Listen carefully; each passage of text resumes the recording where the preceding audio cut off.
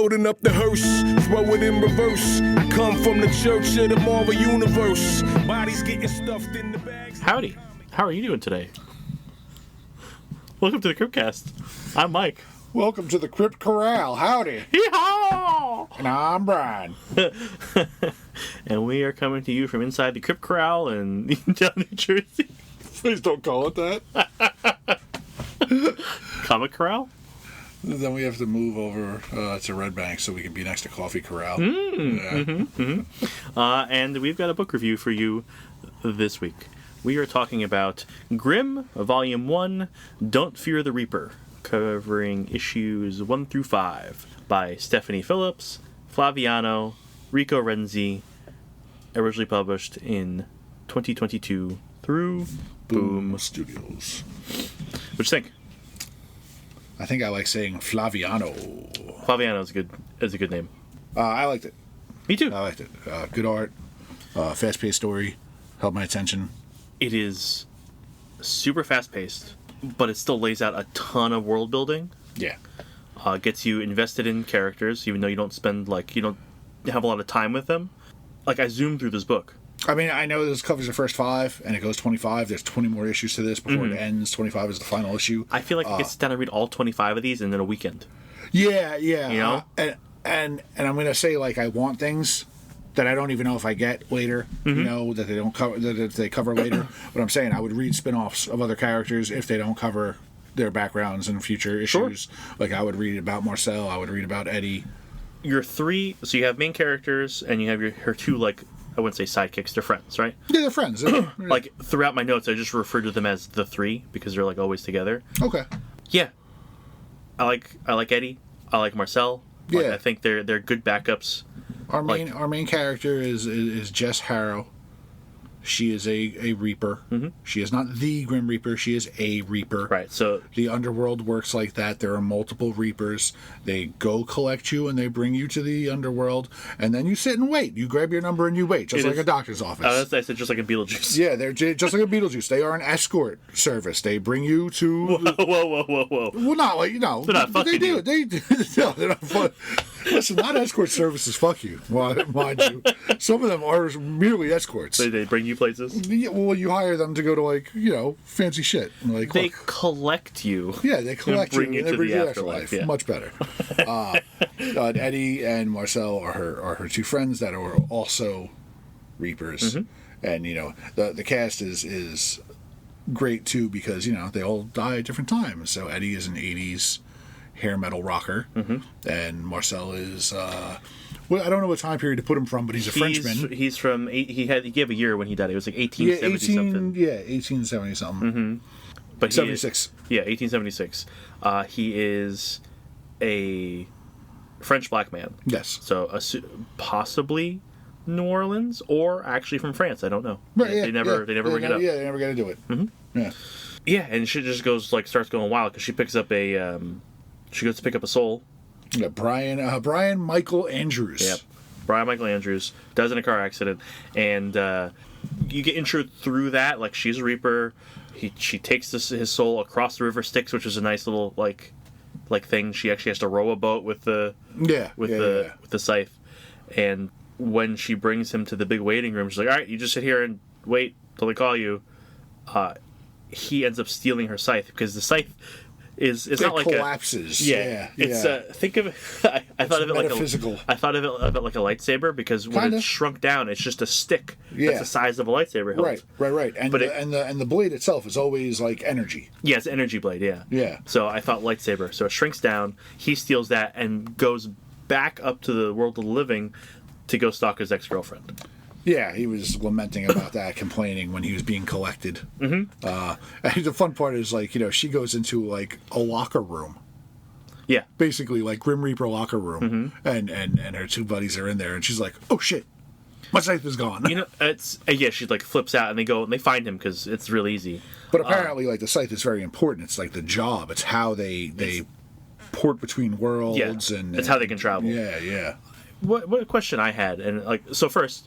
all of them wear red and black, which I think is a nice, Yeah. And I think the red's a nice touch because you think Reaper, you just think straight black all the time. Right. You can wear anything you want, any style you want, but it's in the colors. But I think you're kind of stuck wearing whatever it was when you died because Eddie gets made fun of for wearing his fishnet shirt. Yeah. And it's like, well, that's all you can wear. Sorry. What do you think the qualifications for becoming a Reaper are?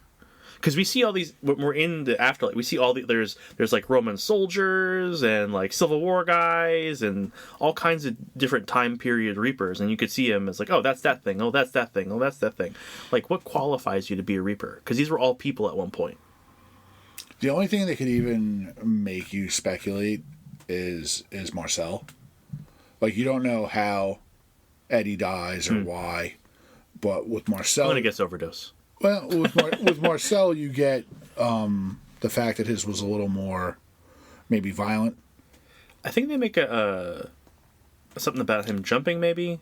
Well, no, they talked about his partner, him and his partner. So I assume he's gay because they just said yes, partner. he had a boyfriend or a husband or whatever it was. Yeah, and it implied that they were like kind of attacked and you know, like for being what they didn't get into it. No, they didn't get into it. It was very lightly. So I'm going to say some kind of like unrest or unfinished business, you know? Yeah. Because that's all I could get from him is that it was like an unjust thing or a you know, like when your soul can't rest, this is what it does. It gets a job. Yeah, maybe. You know? Yeah, they never give, like, he's the only death that you really think about because you don't hear about Eddie. And the cast is very small. Yeah, it's a very small cast. And one of the big bones of contention is that Jess doesn't remember how she died. Right, that is the main part of the book, is that she does not know how she died, and she's trying to figure it out. Right. But when they go to get Brian Michael Andrews, she's running him down because he runs again, and she grabs him. She's going to, like, beat him up, and an actual cop touches her and stops her, and that's, like, a big deal. Yeah, 'cause she's supposed to be unseen to the living. Right, so she can, like, walk between worlds kind of thing. Yeah. And no one can do that except death. And everyone went like, whoa! And that causes a big problem because now everyone finds out about it. And we get introduced to Adira, who is like the administrator of the afterlife. Yeah. And we're introduced to the end shortly after, who looks like the Grim Reaper. But is like an Incredible Hulk Reaper. He's huge. No scythe. He, like you said, he's just the Incredible Hulk. Yeah. With a skull face and a big black robe. Yeah, like at one point, you know, because he's like making his way through the world. And he goes to the underworld. And when he's going to the underworld, he just walks across the river Styx. Like the hands are like holding him up. Yeah, it's all the river Styx is depicted as just these like red outlined bodies, and it's just, you know, full souls, and he's just walking over them. You know, and when Jess and Brian crossed in the boat, like they could reach into the boat, they're trying to grab reaching at Brian and stuff, and she's like, "Be careful!" Like blah blah blah, and he's just stomping them. I liked when the end was introduced. Because he shows up first at a parade for Dias de los Muertos. Yeah. And he, like, murders the whole parade. Yeah, because at first it's the two girls that are, like, drinking and having a good time, and they're making their way through the crowd, and they bump into him. Yeah. Yeah. Yeah. And he goes a little nuts. His whole thing is there needs to be balance. And somehow Jess being able to go between worlds has unbalanced everything. Yeah, it's ruined the balance. So he's just taking souls and trying to get her. Yep. So, because Jess doesn't know why she can interact with the living, or why she doesn't remember her death, they think it's connected, so they go to the records room. Which, before that, by the way, we get to see Eddie's space. Yeah, and his space is great. It's a record store. Yeah, it's a record store, which is pretty cool. Which again is like one of those things that, like, I said you want to see more of. Like, you know, if Eddie's space is a record store, what's Jess's place? What's Marius's place? Yeah, what are their apartments or homes look like? You know? Yeah, like what are they, you know? Right. Before this, though, we actually meet Adira for the first time, and she suspends Jess for losing her scythe. Yes. Also, when Jess runs down Brian, her face changes. Yeah, she turns into like a scary skull face. Yeah, skull face, and we don't see that out of all the Reapers. You see that out of Jess and a few other characters. Well, like Eddie specifically comments like, "Hey, you're doing that face thing again. That's scary. Stop it." Yeah. And I do want to side note that before we lose Brian, because he goes away by the beginning of issue 2. Yeah, he's like an introduction. Yeah, he's just the reason all this starts happening. Yeah. Eddie says all Brians with a Y are automatically assholes. Now, I'm a Brian with an I, but I will shit on that sentence because I have met some lovely Y Brians in my day. Which is funny. Yeah. Eddie's great. Eddie is great. Eddie is fantastic. So they break into Records, and Records is just like all tubes. It has a very like H.R. Geiger vibe to it. Yeah, it's like a pneumatic tube kind of deal. Right, but there's everywhere. Yeah. Like I said, like you look at the panel, I got H.R. Is it H.R. Geiger. Yeah, H.R. Yeah. I said it and then I lost it. It looks like a Geiger. It has a real Geiger vibe, but no dicks. No, yeah, it's just all the tubes. There's no dicks in no it. No heads. Yeah.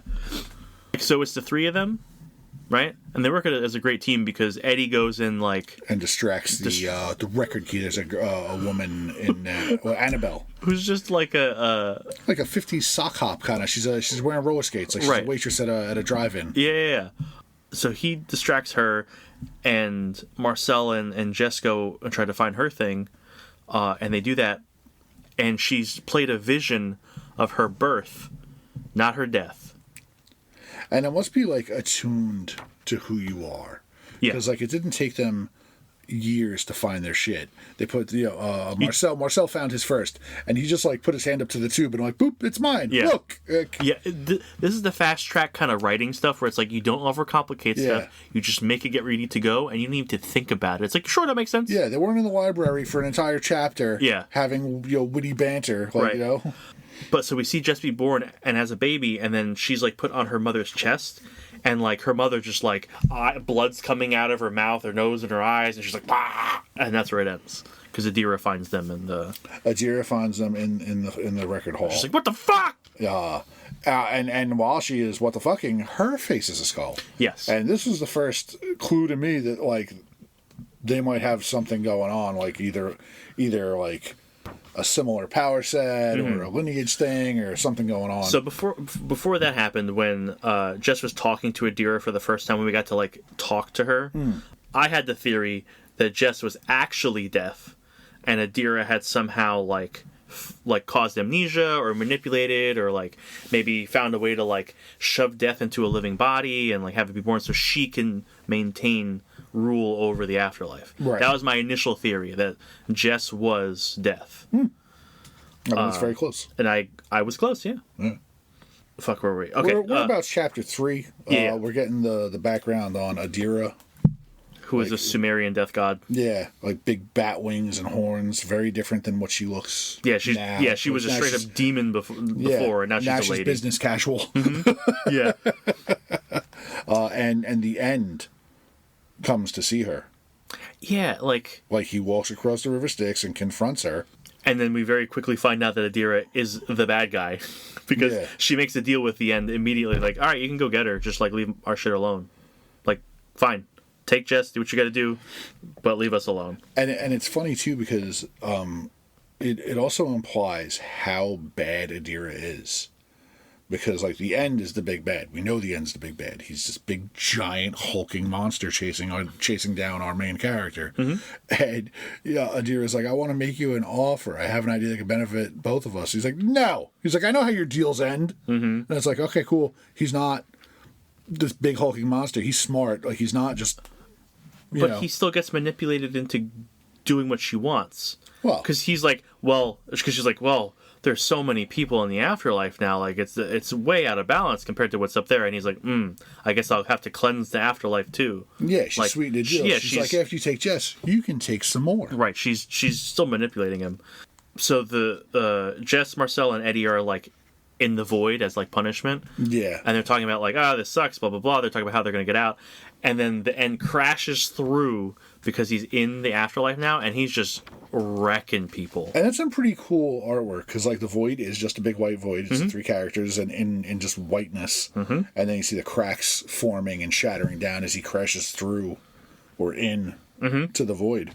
But he's just grabbing reapers. He's grabbing souls, and when you can kill a reaper apparently. Yeah, apparently there is death for death. Because you just turn into like stone. Yeah, and you fall crumble, away. You crumble. Yeah. He gets a hold of Jess, and Marcel and Eddie are true friends because they stay and fight this big hulking monster. It's cool. Yeah, they are stand-up guys. Eddie ends up throwing a scythe straight into the end's face. Does nothing. Does nothing. Absolutely nothing. We got introduced briefly to Adira's Second in command, or his Starscream. helper. Or her Starscream. Yeah, her Starscream. There's a guy named Vincenzo, and he shows up with an hourglass. He looks like William Shakespeare. Yeah, he looks like Shakespeare. Yeah. And I missed the name the first time. Vincenzo. Yeah, the first time he was in the room, I was like, he Sure. won't be important. Yeah. I'm not writing it down. And then he shows up here, and I'm like, oh, Shakespeare. And then on the next page, they're like Vincenzo, and I'm like, okay, I'll cross that out. It's Vincenzo. It's one of those things where you get like you're an asshole vibe, like when you first meet him. Yeah. And then he turns into like, oh no, you're great. It almost annoyed me that like I wrote him off the first time because like he was this little weaselly guy, and you should know that the little weaselly guy is something bigger. Yeah. But he came off as like side character. Not even he was like throwaway character energy like in the beginning. Yeah. So, yeah. All right. But so he shows up and saves the day, smashing an hourglass on the ground. Yeah, being very cool. No explanation of how or why or whatever, but he's like, we got to go because the deer will know I used the hourglass. I was like, what's the hourglass? He shows up and he says, Death would never have allowed this, and they're like, we thought you worked for Adira. And he's like, I work for Death. Which is like, all right, you're badass, awesome. Yeah. And then he brings them to Death's like castle. Yeah, like a citadel. Yeah, crazy. And it's like you see the river Styx, and there's like waterfalls of souls coming down over like cliffs and stuff. It's pretty cool. Again, really cool artwork. Yeah, like, the artwork is very nice. Not just in character design, but in architecture and in landscapes. Like it's all. I will say, like, really solid interior art. I like it. I think it fits the story perfect. I love the characters, but then every issue break, we get a Jenny Frisian cover. It's just like, this is even better. Yeah, you can't even mess with that. Yeah. But Vincenzo's kind of explaining stuff that Death is missing. He's been gone. No one knows where or how. And Jess just happens to pick up Death's scythe, and Vincenzo's like, hey, yeah, that only works for him. And she's like, ka-ching! And it turns on. And it turns on. And he goes, what? Like we said, the blades to the scythe are energy, so she just kind of picks up this stick, and then it starts to glow, and the blade clicks on. Like, in the middle of Vincenzo saying, like, yeah, he's the only one who can activate, and, like... Yeah, even after it's blazing, he's like, that's not possible. And I was like, called it. She's Death, and it's not that exactly, but I got pretty fucking close. But the end shows up, and Vincenzo sacrifices himself to try to give them time. Which just goes to show, little Weasley guy, really cool hero. Yep, he's got one of those big frilly collars. Yeah. Anyone who wears those is hard. You wear that, you're a hard dude. Right? It's like, I can take the criticism that comes with this collar. Yeah, I wear fluff. Fuck you. Yeah. So he sacrifices himself. They run, and then we jump.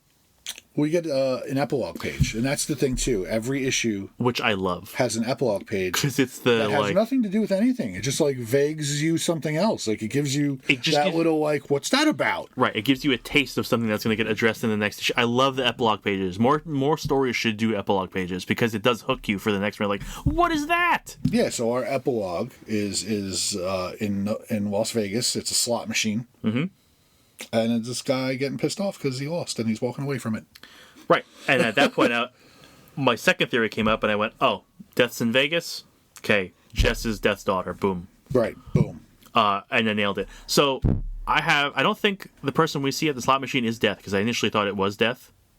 I thought it was. I don't think it is. I think it is. Because he's dressed as a cowboy. Yeah. And we find out later that Death is stuck in a room. He says he can't leave that room. I think this is the same cowboy that we see in the last issue who escapes the poker game. Well, we'll talk about that when we get there, because he's also dressed as a cowboy, but he's got like super white eyes and he's wearing black and yellow. I don't know if he's a character that's going to come up later, but it seemed important. Well, I guess we'll see when we read more. Because I got the vibe that Death wasn't allowed to leave his room. I mean, when we see him later, he's wearing an ankle bracelet. Right. That's like a prison ankle bracelet, and it doesn't look like he's left that room in forever. That's what I mean. There's food everywhere. Pajamas. Yeah. Yeah. So, but I would think if you're trapped in Vegas, you should be at least go downstairs and gamble. What if you're not allowed? What if that wasn't part of the deal? I don't know. They didn't get into what the deal was. I was stuck. The deal was I'm stuck in this room for eternity. For you. Anyway. Issue 4, the three of them jump down into the river Styx. and somehow Jess, just by happenstance, cuts one of the souls, like one of the hands off one of the souls in the river before they hit the river, and they are immediately teleported to Vegas. Yeah, like it opens a portal. So again, no explanation on how or why, but it moves the story along like those pneumatic tubes, just giving you the answer you need. Like, it's stupid shit like this that makes a story move. Well, I mean, You don't get bogged down in garbage we knew the trying to over-explain. we knew the Scythes were their way of travel. Mm-hmm. We just didn't know that she could do it in midair. Because they don't even know how they didn't, like, when they're like, oh my god, we teleported, where are we? And they're like, oh, I know where we are, we're in Vegas. You know, like, they didn't know how that happened. Yeah. That's what I'm saying, but like Phillips is taking these big leaps just to move the story along, and it's fine. Because sometimes you get those big leaps and you're like, well, that felt bad. Why is that happening? The Scythe did it on its own too. She didn't cut the hand off. She said the Scythe, it's Yeah, but that's So, what, like, I'm just saying, like, onto itself, it's almost sentient. but it's taking a work and moving the story. Fuck it, Eddie. Are we dead? Of course we're dead, Eddie. You've been dead for decades. Yeah. So they're walking through Vegas, and I like this, but I want a book about this. Eddie says that him, a showgirl, and Frank Sinatra fought a Russian agent trying to set off nukes in the sands. Like the Sands Casino. Right. Like, what the fuck is that story? And he said that Frankie was a CIA asset and he was doing shit. Well, maybe we'll get it in a future volume. Yeah. It's outlandish, funny bullshit. The end reports back to Adira. Says they escaped. You know, and she's like, how is that possible? She doesn't have a scythe. And she's like, well, he has his scythe. So that gets her attention. And then Jess ends up talking to Death through a drunk girl who she saved. She shadow cats her through a bus. This is a really cool scene because like it's a bachelorette party, and the one girl is in the middle of the street not paying attention and is about to get destroyed by a bus. Yeah, and Jess phases her through it. She technically makes her dead. Yeah, makes her dead. She turns into a spirit. Yeah, but not permanently. Right, but it's a cool thing. And then Death like puppets the body and freezes time around them. Says, "Hey, come on up to my room in the Inferno Casino and let's have coffee and pie." So they go up there, and we meet Death, and it's just Sam Elliott. Yeah, and she knows exactly who's talking to her because it's like, you have my scythe. Blah blah blah. Like, which is fun. And it is Sam Elliott, big bushy mustache. Like, he's not dressed like Sam Elliott because he's in pajama bottoms, flip flops. Well, I don't forget what kind of shirt he's wearing. It's like a robe or something. And it's on the 13th floor, which wasn't on the elevator. Which was the button appeared on the elevator. But a casual death, super casual death. I'm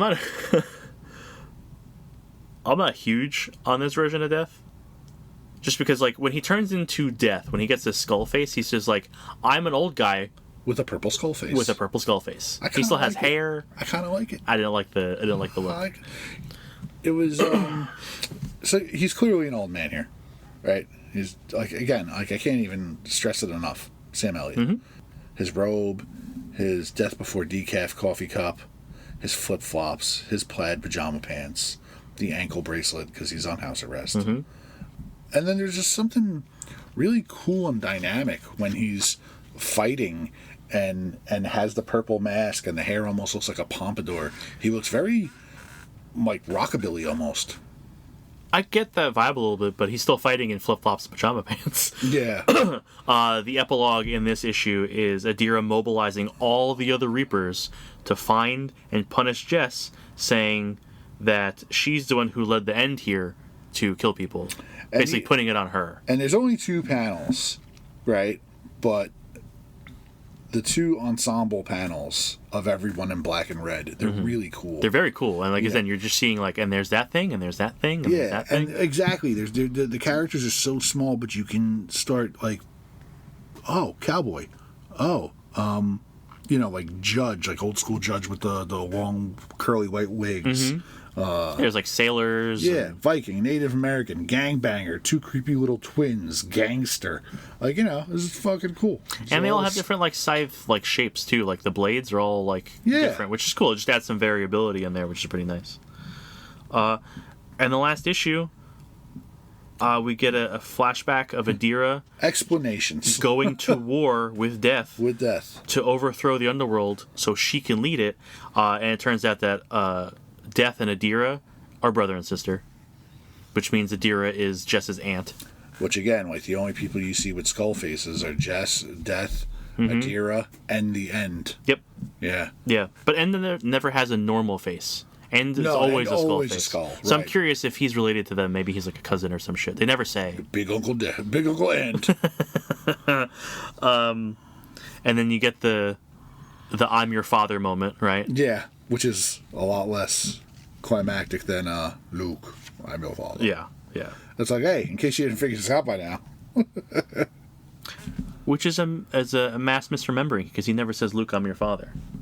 Yeah, I know. It's like, no, I am your father. Yeah, yeah. It's crazy how that. Which is funny, because I know that and I say it wrong anyway. We all do, because it's just the way it comes out, right? Yeah. Like, yeah. So we find out that Death made a deal with Adira, so she can rule the afterlife, but she has to keep Jess safe. And the deal was he would leave and be stuck here for all eternity, as long as as long as Jess is okay. Which is like, oh, cool, Yeah, because he says, like being death and whatever's cool, but it turns out that creating life is truly beautiful. So, he wanted to protect the one that he made. Right. And then everything gets fucked up because the End blasts through the... I mean, he doesn't even get to say the line. He's like, and she's like, you're my father. It's like, Okay, smarty pants. Yeah. Right. But the End shows up and starts attacking. And then there's a pretty cool fight between Death and the End. Yeah, this art doesn't This art doesn't get you for Death. No. I mean, I love how it starts to like come up the chin. Like that looks better. That was badass. That looks better than the full skull face. Yeah, it just doesn't do it for me. The hair is a hard stop. Like, like the skull stops at a dead line and the hair comes up. But the back of his head is like a normal head. It looks like he's got a mask on. It does look like he has a mask on. Yeah. Yeah. There's a moment, like I talk about the cowboy guy, when the End and Death are fighting. They crash to the floor into the casino, and before that happens, a guy walks away from a poker table. Where was it? I fold. Guess luck's just not on my side. And then Death and crash through, destroy the whole poker table, and that dude's like, okay. But if you look at him, he's got the yellow and black motif, and his eyes are white. Yeah, his eyes are white. Right? So, like, I'm curious if he's a recurring person, because he looks like he would be. Because he's not like... It's irony. He's luck. Yeah, I mean, if you have they could possibly be like a Sandman style, like Pantheon. Yeah, it's possible. But I think it would be funny if he's like, well, it's not on my side, and he walks away and he just narrowly misses being crushed by the End. Right. Okay, so he's luck. Sure. His name's Rabbitfoot. Whatever. I'm just curious, because he has like character vibes, and I think this is the dude who was at the slots before. Why focus on him if he's not somebody? Right. Like this is way like we breeze over everything. It's a very fast pace. Why would you even give this guy this much attention? Right. Yeah. Right. And he seems he doesn't seem like worried about the fight going on around him. Do we have Volume 2s in stock? I don't know. I have to take a look. I have to. But they fight. End ends up getting the upper hand because he's a big skull face guy. He could shoot chains out. Like a Ghost Rider. And he ends up... like all skull guys. But they're, like, coming out of, like, his chest and his neck and stuff. They're not, like, whipping out of his hands or whatever. What's funny, too, is that, like, they're not good people. Who? Like they're Reapers and stuff. Like, all of them. Like, like, during the fight... End is on about his balance. Balance must be restored. And Death is like, you take all the souls you want, you just leave hers alone. Like, I don't care who you kill, you just don't kill my daughter. Yeah, they're very much like, we're above this. Everyone's going to die anyway, so who gives a shit? Like, Right. we're Reapers. They're little people. 100%. Death gets captured. Then Jess shows up and starts fighting with End, which gets Death out. But then End is about to kill Jess, and Death jumps in front of it and takes the... sending all these, like, spiked chains in her direction. And Death, like, puts himself in harm's way, jumping in between. Yep. So Death sacrifices himself to save his daughter. And it's like, it's a moment. It's weird, though, because, like, they didn't give any kind of implication that Death could die. In the beginning, they were talking about how Death is as old as the universe. Yeah, if this is the original Death. Right, it's the original Death. He's as old as the universe, so it's like... Just because you're immortal doesn't mean you can't be killed. Right, but he made it this long. Without being killed, sure. Sure. Death banishes the End somewhere. It doesn't look like the End is killed. No, he looks falls like he's through like a portal. He's portaled away somewhere. Yeah. And then Death has the very dramatic, like... I finally have something worth dying for. Then he slowly crumbles away. Yep. Adira shows up, takes Death's scythe, while everyone's like, oh my god, what just happened, blah, blah, blah, blah, blah. Like, they're talking to her like she's still cool. She grabs the scythe, and she goes, you'll do nothing except remain trapped in this mortal hell for the rest of eternity! And she, like, grows her wings back. This very dramatic, like, villain-like turn thing. Yeah. And Marcel, Eddie, and Jess are now trapped in the mortal world. And that's where the volume ends. We trapped in Vegas. We get our Epilogue. last epilogue page. And we meet Lila. Lila, well, not Harrow. Is she Harrow? I think so. Oh, yeah, it is Lila Harrow, because there's no Death last name. Yeah. Which has her mom's last name. Death is like a Flaviano. Yeah. Lila is alive. Jess's mom is alive. She's in jail. And that's where we end. And she gets a letter delivered to her, assuming that that was going to happen on Death's death, or whatever it is. So she gets info somehow. Good read. Fast read. Fast read, good art. I've committed myself to reading 19 more issues because I read this first 5 and this week, And the last, this week that we're recording this, issue 25 of the series comes out, and it's the last issue of the series. And I jumped ahead and I read it because it's here. Well, like I said, because this read so fast, I think I could sit down and read all 25 issues in a weekend. Definitely. You could just roll through these because they were super quick reads, and in the best way. Yeah. In the best way, because Phillips writes in a way where we're not getting exposition boxes. She writes like Kirkman writes, Kinda. where all the stories told through dialogue and art. Yeah. Too many times you can get bogged down in giant exposition text boxes, whether it's internal monologue or just stuff coming out. You get those big blocks of text, and sometimes it works. Some writers can make it work.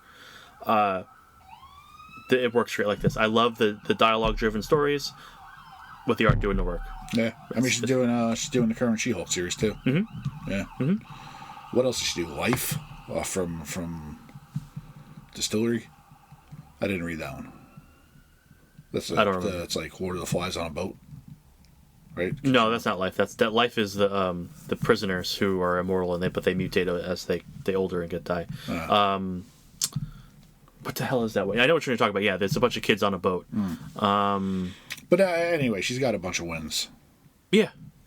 She's been putting out a lot of work lately. Yeah. A lot of stuff. It's crazy.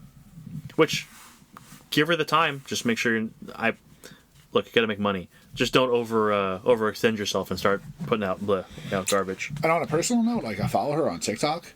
She is super, super friendly, creative wise. All her content is mostly helpful tidbits about breaking into creating comics and writing comics. Oh, that's awesome. How to approach, who to approach, how to do it.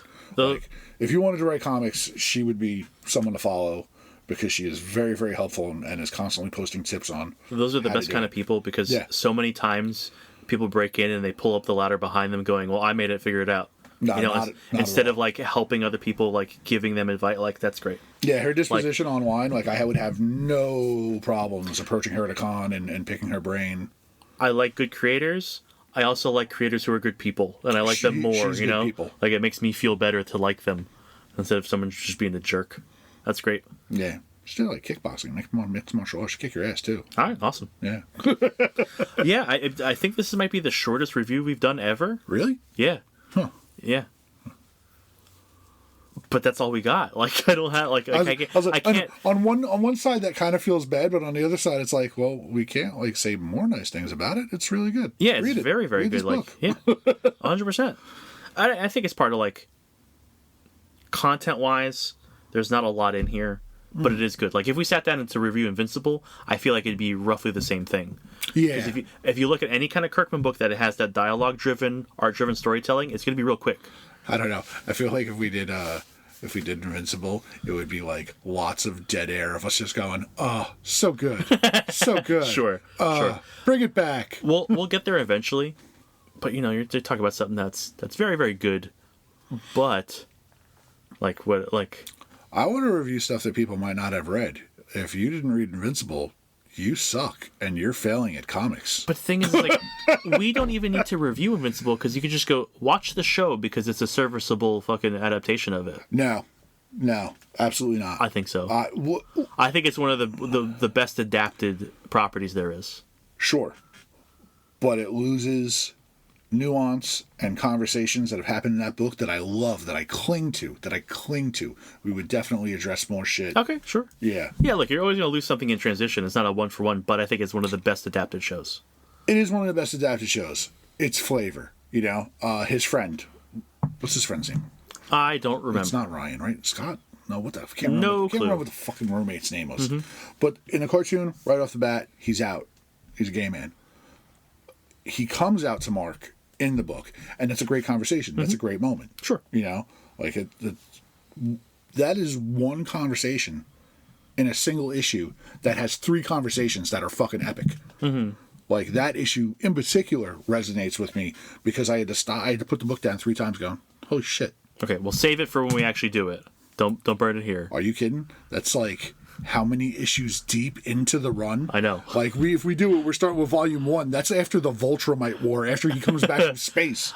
Because it does go like that, we can cover large swaths of that. Because I think, again, like, we could probably, like, we could have done 2 volumes of this in a single episode to make it like an hour, you know? Yeah. So, I hope we have volume 2 on the shelf. Books that read like this are my favorite kind of books. Mine too. So. Yeah. I think that's it, unless you have anything to say about it. Nope, it's great. Read this book. Yeah, it's very good. So, thanks for listening to us talk about a book that is just ending. It's just ending, but you don't have to have the concerns of catching up. Right. You can read it at your own pace now. It is done. It is not moving further away from you. Yep. It is done. Yep. It is there for you to read in its entirety. I'll probably put out an omnibus of this. Yeah, for sure. Yeah. And as incentive to catch up, the last issue is left open-ended. It is left, you know, we could follow, you know, further. You know, she can pick this back up anytime she wants. Mm-hmm. So, if you want to get in contact with us and give us future suggestions for book reviews, you could do so at thecomiccryptcast at thecomiccryptcast@gmail.com. You can follow the store on Facebook and Instagram. Links for those will be in the show notes. You can see all the trades that we do get in on a weekly basis, and we've been getting a lot of trades recently. Go read this book.